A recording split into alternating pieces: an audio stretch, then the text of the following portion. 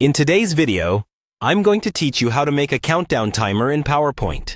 A countdown timer is perfect for breaks, quizzes, or starting a presentation with a bit of energy. In this walkthrough, we'll build a simple, reusable timer using only built-in PowerPoint tools, so you won't need any add-ins or code. Start by opening PowerPoint and going to a blank slide where you want the timer to appear.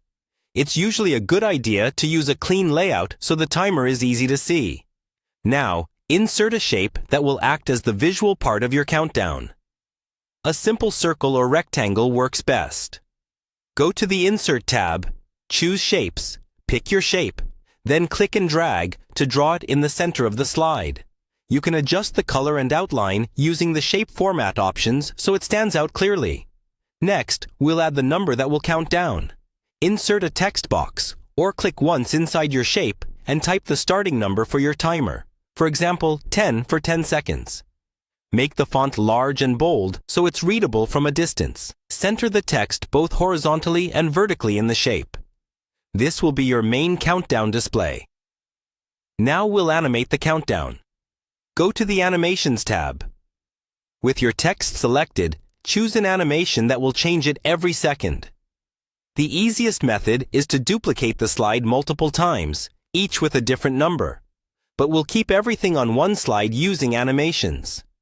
Create separate text objects for each number you want, from your starting number down to 1, and place them exactly on top of each other so they overlap perfectly. Then, for each number, apply an entrance and exit animation, such as appear and disappear. Open the animation pane so you can see and control the order. Arrange the animations so the highest number appears first and disappears right before the next number appears. Set each animation to start after previous and change the duration or delay so that each number stays on screen for 1 second. Work your way through until the last number finishes. To make the countdown feel complete, you can add a final message, like "Time's up," on the same slide, appearing right after the last number disappears. Test your timer by starting the slideshow from this slide and watching it run. Once you're happy with it, you can copy this slide into any presentation, change the starting number, and quickly adjust the timings to fit your needs.